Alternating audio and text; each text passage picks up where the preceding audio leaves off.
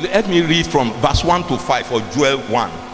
Joel 1 says, to know the beginning of the trouble, he says, the word of the Lord, that's Joel 1, 1 to 5. The word of the Lord that came to Joel, the son of Pethuel.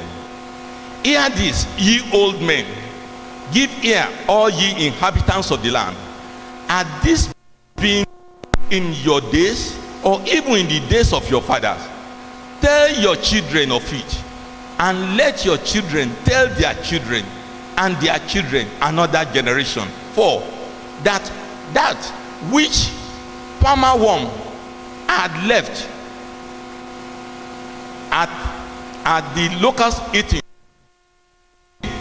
same time that this thing, year in, year out, this great army, they started consuming the nation, the people, the family, one by one, year in, year out.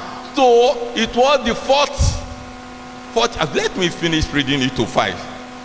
That's verse 4. That which the palmer worm had left, the locust had eaten, and that which the locust had left, had the canker worm eating, and that which the canker worm had left, had the caterpillar eating.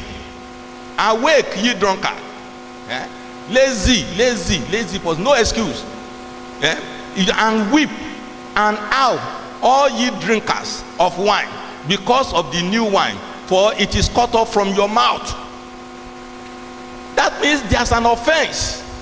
There was something that the people, they offended God one way or the other. But the funny side of it, it may not be our generation. It may be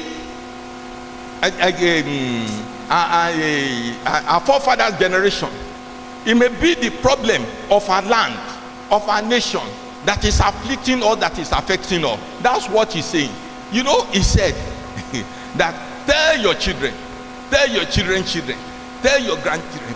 It was not like this in the forefathers' day. So, but then I have 2 examples here of how it is possible for fathers to have done evil, and then the evil consuming the land, consuming our nation, consuming our individual, they taking out life out of us. Look, we have not gotten sufficient that's this evening, but one thing that I know is that I have it here. When you look at 2 Samuel 21, from verse 1, 2 Samuel, I'll just tell you the story. To know that there could be problem from our father's house causing the, as it was said, when I put it, genesis of the problem of Israel. So I put it here. Then, so that's from that Joel 1. So in that 2 Samuel 21 from verse 1, what happened was that suddenly the Gibeonites,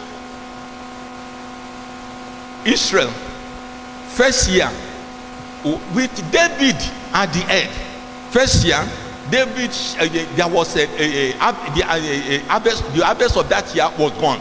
There was famine in that year, first year. David that prided himself in prayer. I think you know David, that knows how to bow down for God, to repent, that wants to dance in the presence of God, that knows how to shout to God. David shouted and prayed, called for prayer. Prayer cannot work. Grace, we shall ask for it tonight. See, then first year, David thought it was all over. Second year, the famine grew worse. David looked at himself. Can he not pray again? Can he not call back prayer again? Call on God again?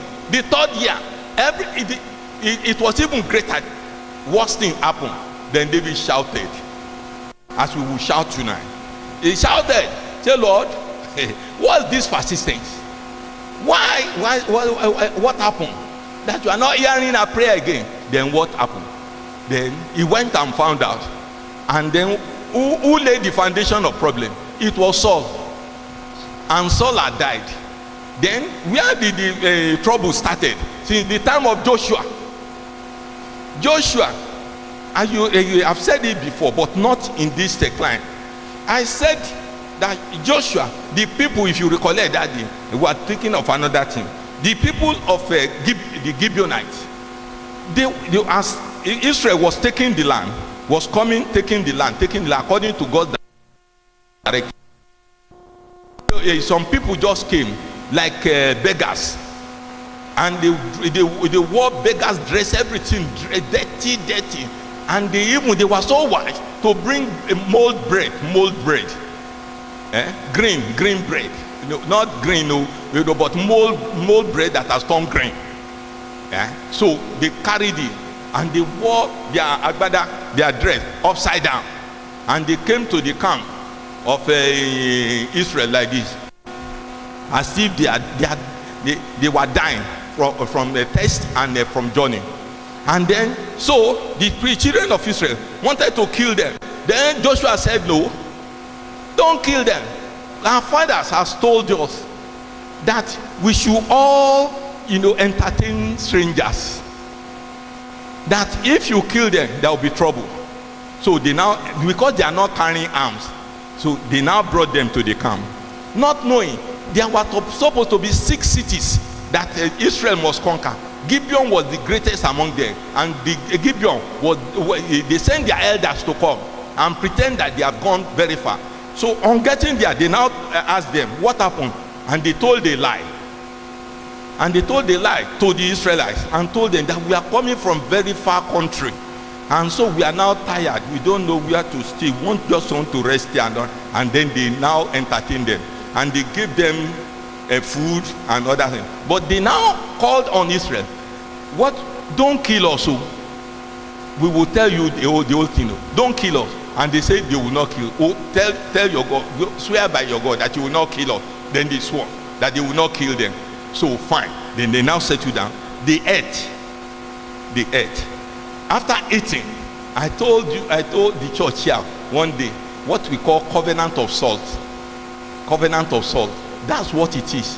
In other words, they ate their oil, they ate their salt. We Yorubas, elderly one, the elderly one used to say,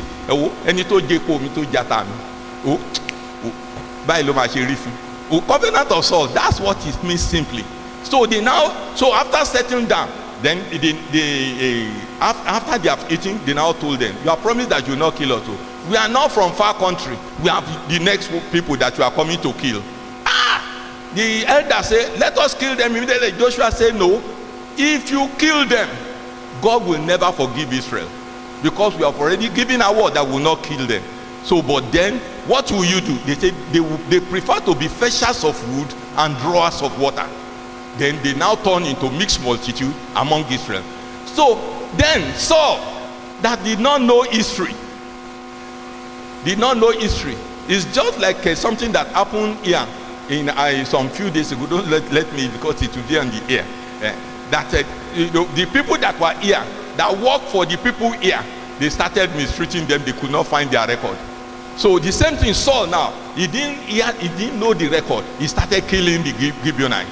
And Joshua said, say yes. Once you have started, Joshua said, don't kill them, because God will take revenge. So that was what happened. Then where am I going with all this story? That our forefathers, we are going to pray today, even if it's for 5 minutes, we are going to pray hard. Saul that killed them, already gone, had died. Then so Saul started killing the Gibeonites, thinking that they were ordinary people, mixed multitude, started killing them. Then so the Gibeonites now, called on God, and God started visiting Israel.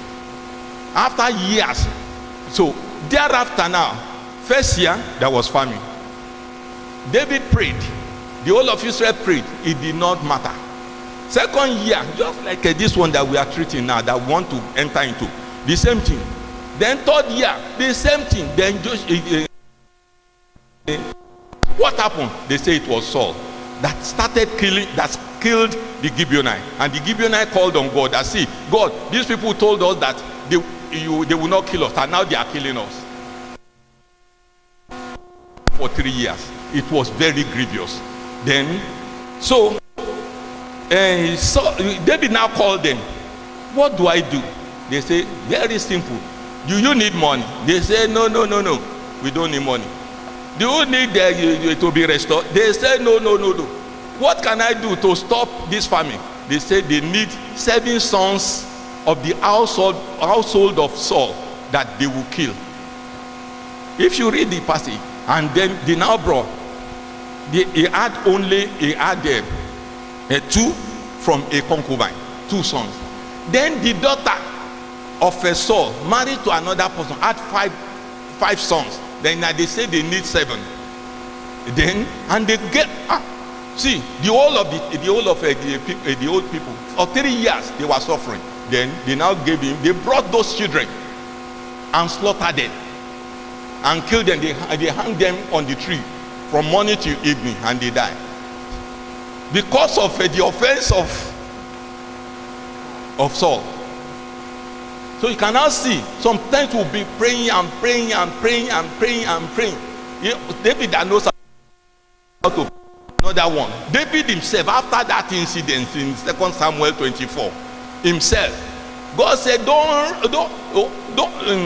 don't take census. Don't take census of your soldiers. I'm the one fighting the war for you.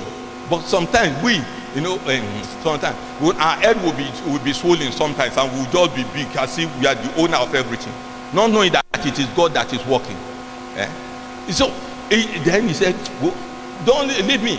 And when the king said, if the king, even the proverb says that if the king changes his size, the best thing to do is for you to run away, because he will cut the head, and nobody will accuse him. So God, they took the census, and God told him, Joab, the captain, told him, don't do. And he said no. The day they were bringing the census to David in 2 Samuel 24, then God told Gad, the prophet, go and meet him. As they were delivering the message, then God said, see, look at what God asked you not to do. Choose one. 3 years of famine, let me give you. Or 3 days, 3 months, let me leave you with Satan to deal with you. Then, or 3 days, I will deal with you myself. David said, it's better to fall into the hands of God. And just for 1 day, the angel of death was sent. 70,000 people died 1 day. Then, the second day, maybe the angel made a mistake thinking that God has given the right. Just faced Jerusalem and forgot the testimony against Jerusalem. And as in the morning came, as he raised up his hand to Jerusalem, and David shouted, and God heard. We will shout tonight. And God will stay the hands of this cankerworm and locust. Let us be upstanding. We are here again. We are here again. Lord, we are here again. Holy Ghost, come and take control. Oh yeah, we are here again, Baba. We are here again. Father, we are here again. Holy Ghost, come and take control. Oh yeah, we are here again. We are here again. Father, we are here again. Holy Ghost, come and take control. One more time. We are here again. We are here again. God, we are here again. Holy Ghost, come and take control. So we shall raise up our voices, because this is not a time to waste. Because you can have such things that happen in our nation, in our ground, that is affecting us. We pray concerning something. So, but